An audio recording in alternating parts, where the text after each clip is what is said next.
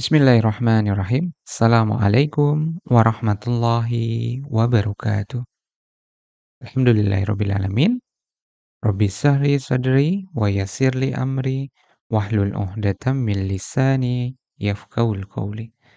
Asyhadu an la ilaha illallah wa asyhadu anna Muhammadan abduhu wa rasuluh. La nabiyya ba'dah.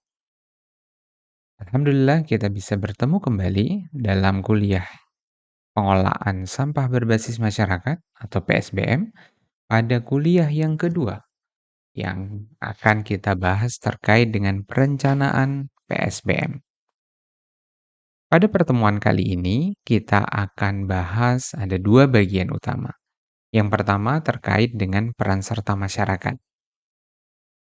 Yang kedua terkait dengan bagaimana penilaian potensi masyarakat itu sendiri. Mudah-mudahan teman-teman semuanya dalam kondisi yang sehat dan prima, serta bersemangat untuk mengikuti perkuliahan pada kesempatan hari ini.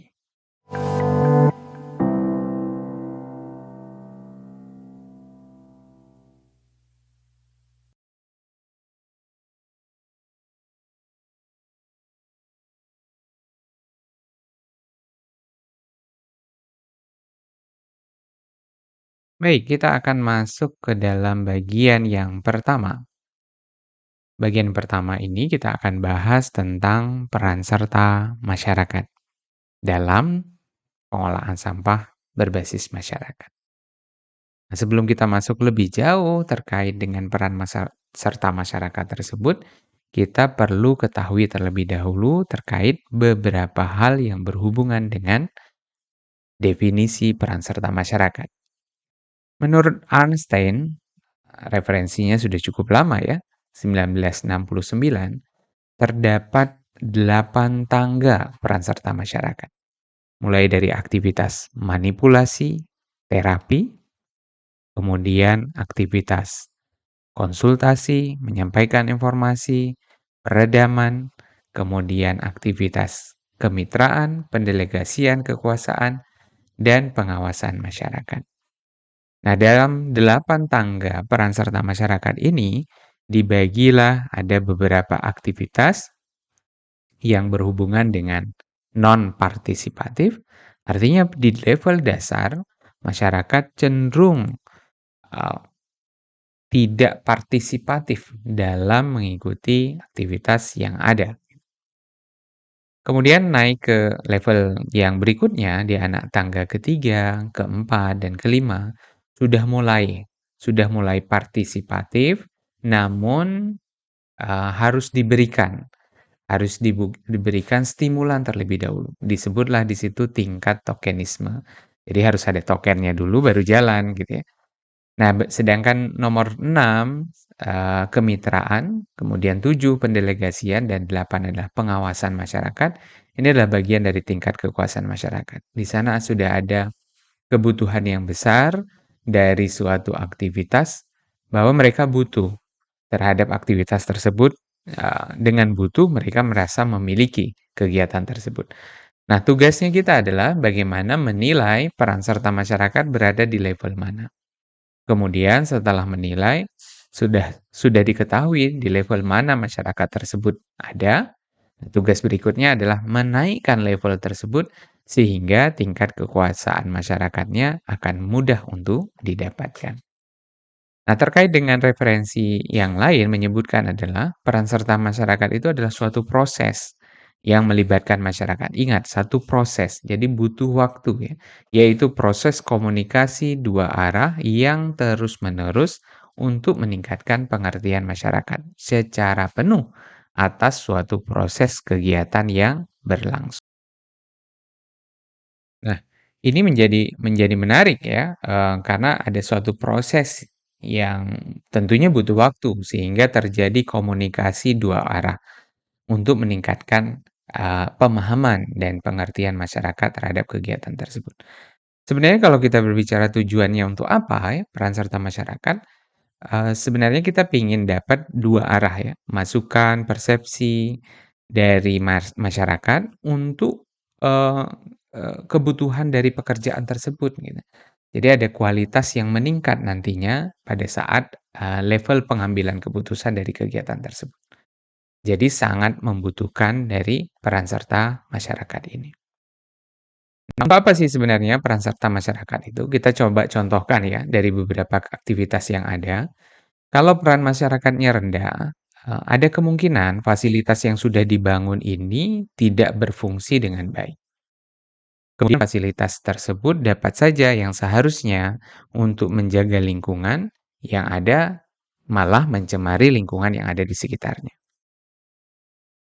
Fasilitas tersebut dapat saja menjadi sarang atau vektor penyakit, rusak sebelum waktunya, juga mungkin kalau dapat gerobak, gerobaknya tidak digunakan karena mereka merasa tidak membutuhkan berbagai macam fasilitas yang ada di sana. Sedangkan kalau peran masyarakatnya sedang dan mengarah ke tinggi, masyarakat cenderung memiliki rasa memiliki dan tanggung jawab terhadap fasilitas yang sudah dibangun. Ya otomatis fasilitasnya akan terjaga, tidak mudah untuk rusak, atau bahkan fasilitas itu tidak dipakai. Karena mereka sudah terlibat sejak awal untuk memastikan bahwa kegiatan yang ada, aktivitas yang ada, ini memang dibutuhkan oleh masyarakat tersebut. Kemudian berikutnya adalah memelihara aktivitas dan memperbaikinya jika ada kerusakan.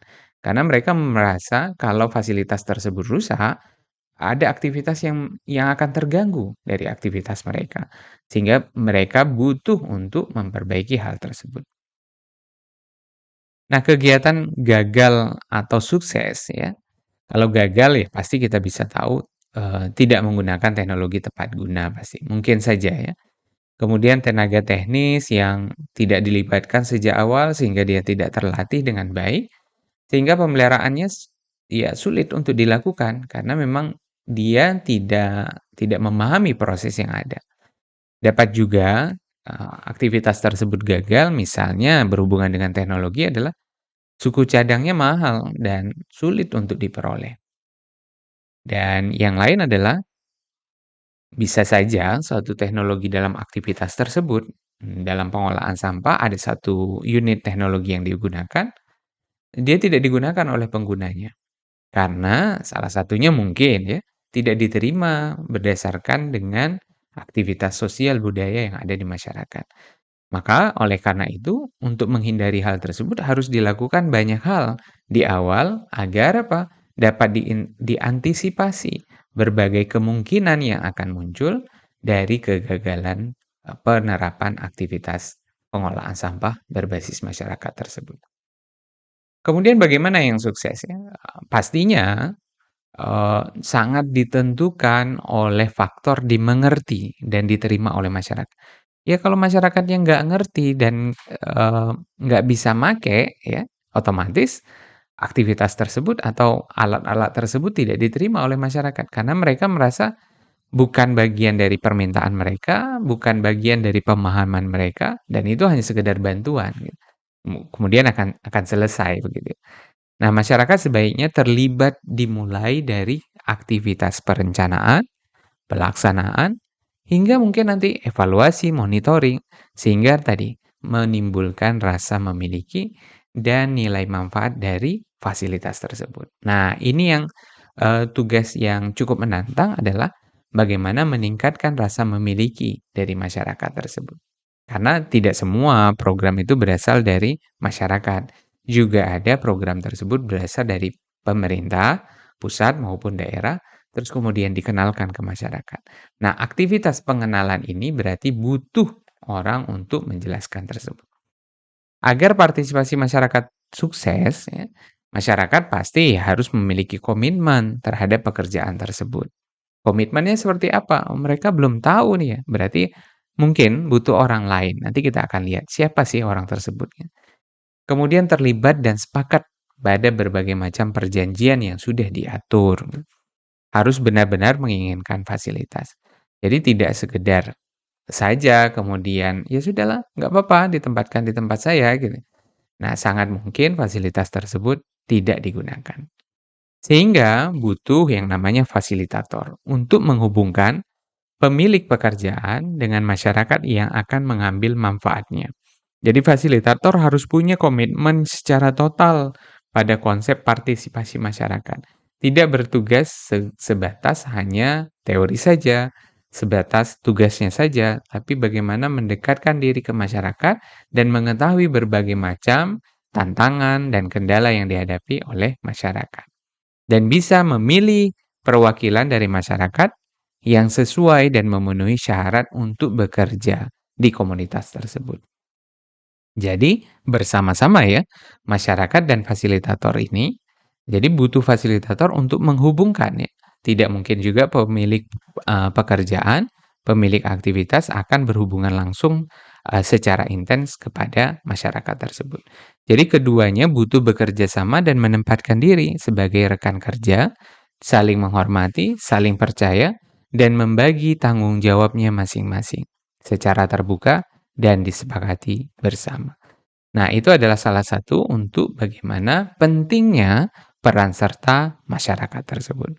Kita akan lanjutkan di bagian video yang kedua. Kita akan jelaskan tentang bagaimana penilaian tentang peran serta masyarakat.